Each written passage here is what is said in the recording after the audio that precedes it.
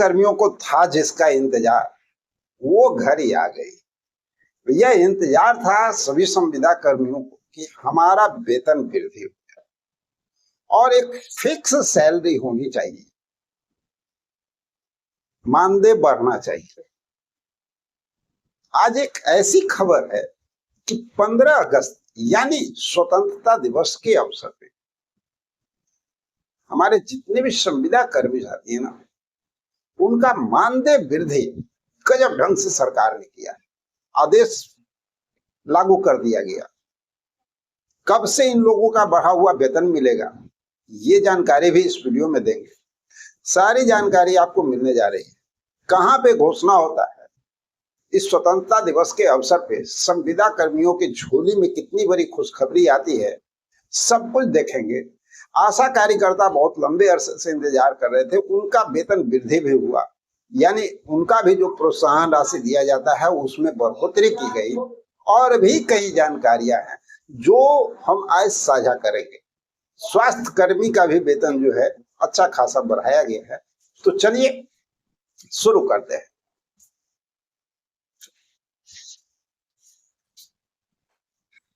नमस्कार साथियों, आपके अपने चैनल पर आपका स्वागत है। अक्सर जब भी 15 अगस्त या 26 जनवरी का दिन आता है तो हमारे संविदा कर्मी काफी बेसब्री से इस बात का इंतजार करते हैं कि भाई कुछ ना कुछ तो घोषणा होगा ही। कैबिनेट में नहीं हुआ, यहाँ तो कुछ मिलेगा। आउटसोर्स कर्मियों को दैनिक वेतन भोगी को सिर्फ एक लंबे लंबे भाषण सुनने से मतलब नहीं होता है, लेकिन हर बार यही लगता है कि शायद इस बार लाल किले से या राज्य के जो मंच होते हैं ना, वहां से हमारे लिए कोई पक्का खुशखबरी जो है वो निकलेगी। लेकिन शाम होते होते क्या होता है, सिर्फ निराशा हाथ लगती है। लेकिन साथियों, इस बार कुछ अलग हुआ है। 15 अगस्त ऐसा नहीं रहा जैसा लोग सोचते हैं। इस बार एक ऐसा ऐतिहासिक और पक्का आदेश जारी हुआ जिसने आउटसोर्स संविदा कर्मियों के चेहरे पे असली खुशी ला दी। ध्यान से सुनिएगा, मैं क्या कर रहा हूं। सीधा आदेश जारी हुआ, जो हमारे आउटसोर्स कर्मचारी हैं, जो स्वास्थ्य विभाग में काम कर रहे हैं, उनका वेतन सीधे बढ़ाकर 25,000 रुपये प्रति माह कर दिया गया। जी हाँ, 25,000। जो डाटा एंट्री ऑपरेटर हैं, जो सालों से कम पैसे पे काम कर रहे थे ना, उनका वेतन 18,000 रुपये कर दिया गया। और हमारी आशा कार्यकर्ता हैं, उनके लिए भी बम्पर ऐलान किया गया। उनके मानदेय में सीधे 1,000 रुपये की पक्की बढ़ोतरी कर दी गई। इतना ही नहीं, जो कर्मचारी 7 साल पूरे कर चुके हैं उनके लिए तो भाई संशोधित वेतनमान, समझ रहे हैं, रिविजेड पे स्केल लागू करने की घोषणा हो गई। अब आप सोच रहे होंगे कि भाई आखिर ऐसा चमत्कार कैसे हुआ? क्या यह केंद्र सरकार का फैसला था या कहीं और से ये बातें क्लियर की गई? आज देखिए, बात करते हैं उस राज्य की जहां पे ये सब कुछ हुआ है। मैं आपको बताऊंगा और उस पक्के सबूत की कॉपी भी दिखाऊंगा। लेकिन उससे पहले यह जानना जरूरी है कि इस फैसले ने पूरे देश के संविदा कर्मियों के लिए एक नया रास्ता खोल दिया। अब देखिए, जब भी सरकार की तरफ से ऐसे बड़े फैसले आते हैं या कोई लंबा सरकारी पीडीएफ आदेश जारी होता है, तो उसे मोबाइल की छोटी स्क्रीन पे पढ़ना कितना मुश्किल होता है। आप लोग देखते हैं ना, या जूम करो, बड़ा करो, तब पढ़ेंगे, बहुत प्रॉब्लम हो जाती है। समझाना भी काफी मुश्किल हो जाता है।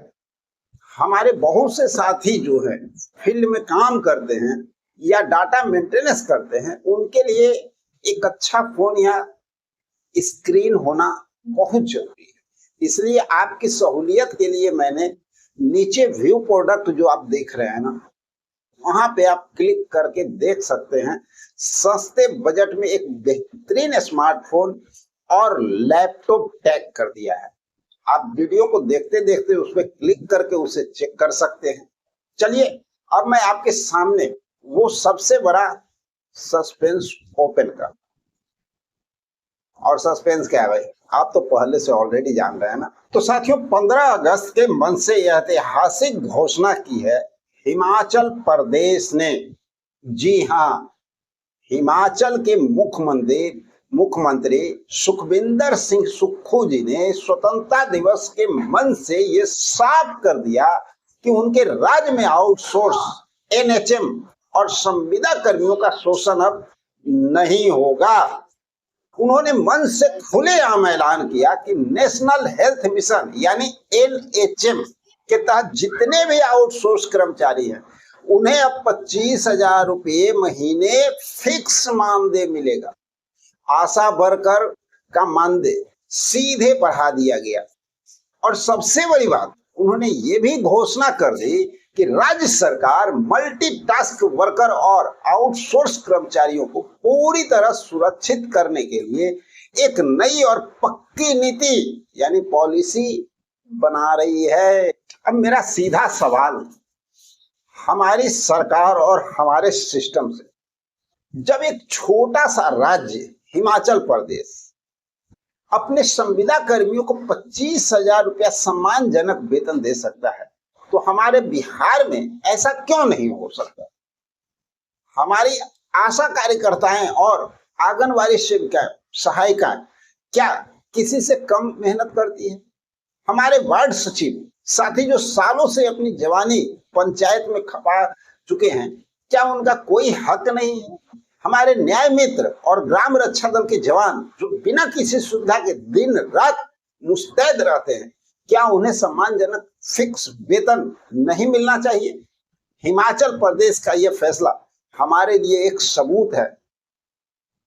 जब वहां यह नियम लागू हो सकता है तो बिहार कैबिनेट में इन फाइलों को क्यों रोका जा रहा है?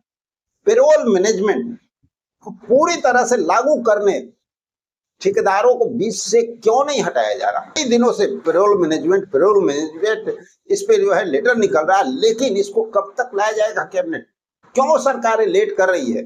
हमारी सीधी मांग सरकार से है, हिमाचल प्रदेश के मॉडल को देखते हुए हमारे संख्याकीय स्वयंसेवक, परिचारी, रात्रि प्रहरी, शिक्षा प्रेरक, लोक शिक्षक, मीटर रीडर, ब्लॉक कोऑर्डिनेटर, बाल दीदी और विद्यालय चलो केंद्र के साथ ही कस्तूरबा गांधी बालिका विद्यालय के कर्मी जो संविदा कर्मी है, इन्हें सिर्फ कोर आश्वासन नहीं बल्कि हिमाचल प्रदेश की तरह सीधा फिक्स मानदेय चाहिए, और ये सरकार को तय करना चाहिए। साथियों ये खबर सिर्फ सुनने के लिए तो नहीं है ना, यह खबर आपको सबसे बड़ा आपका ये हथियार है। अब जब भी आपसे कोई कहे कि सरकार के पास आउटसोर्स कर्मियों के लिए पैसा नहीं है या कानून नहीं है, तो उन्हें हिमाचल प्रदेश का ये उदाहरण तो दे दीजिए। अपनी एकता बिल्कुल नहीं तोड़िए।